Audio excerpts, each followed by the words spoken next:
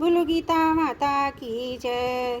ओम श्री परमात्मने नमः। श्रीमद् भगवद गीता द्वितीय अध्याय 45वां श्लोक।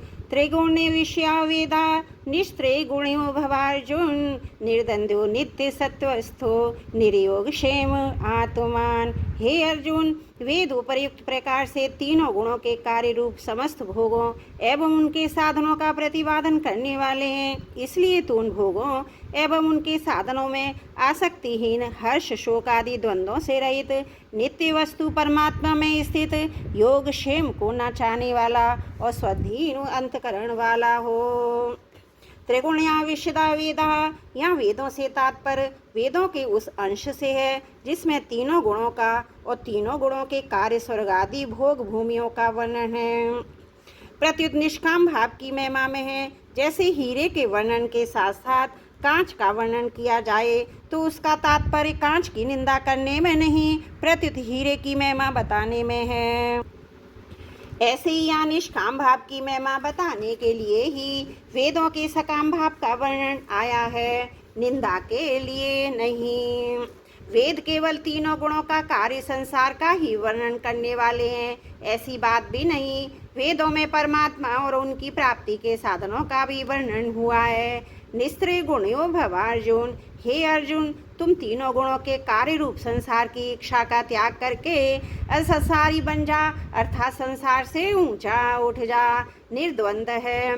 संसार से ऊंचा उठने के लिए राग द्वेष आदि द्वंद्वों से रहित होने की बड़ी भारी आवश्यकता है, क्योंकि ये भी वास्तव में मनुष्य के शत्रु हैं, अर्थात उसको संसार में फंसाने वाले हैं। इसलिए तू संपूर्ण द्वंद्वों से रहित हो जा।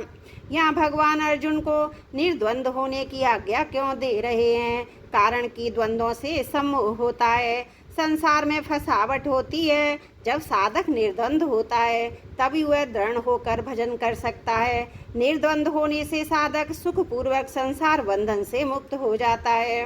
निर्द्वंद होने से मूर्छा चली जाती है। निर्द्वंद होने से साधक कर्म करता हुआ भी बंधता नहीं है। तात्पर्य है कि साधक की साधना निर्द्वंद होने से ही दृढ़ होती है। इसलिए भगवान अर्जुन को निर्द्वंद होने की आज्ञा देते हैं। दूसरी बात, अगर संसार में किसी भी वस्तु व्यक्ति आदि में राग होगा तो दूसरी वस्तु व्यक्ति आदि में द्वेष हो जाएगा। यह नियम है। ऐसा होने पर भगवान की उपेक्षा हो जाएगी, यह भी एक प्रकार का द्वेष है। परंतु जब साधक का भगवान में प्रेम हो जाएगा तब संसार से द्वेष नहीं होगा, परंतु संसार से स्वाभाविक उपरति हो जाएगी। उपरति होने की पहली अवस्था ये होगी कि साधक का प्रतिकूलता में द्वेष नहीं होगा, किंतु उसकी उपेक्षा होगी।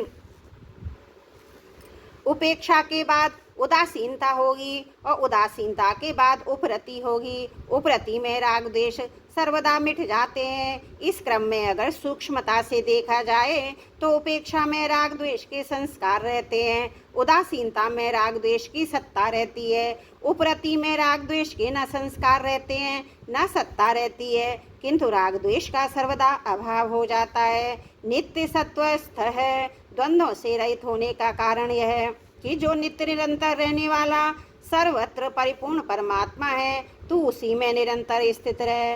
निर्योग क्षेम, तू योग और क्षेम की इच्छा भी मत रख, क्योंकि जो केवल मेरे परायण होते हैं उनके योग क्षेम का वहन मैं स्वयं करता हूँ। आत्मवान, तू केवल परमात्मा के परायण हो जा। एक परमात्मा प्राप्ति का ही लक्ष्य रख। परिशिष्ट भाग निर्द्वंद है। वास्तव में जड़ चेतन सत असत नित्य अनित्य नाशवान अविनाशी आदि का भेद भी द्वंद है। योग और क्षेम की चाहना भी द्वंद है। द्वंद होने से सब कुछ भगवान ही है, इस वास्तविकता का अनुभव नहीं होता। कारण कि जब सब कुछ भगवान ही है तो फिर जड़ चेतन आदि का द्वंद कैसे रह सकता है?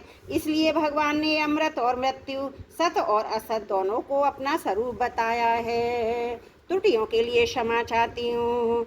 वसुदेव सुतम देवम कंस चारुण मर्दनम देवकी परमानंदम कृष्णं वंदे जगद्गुरुम्।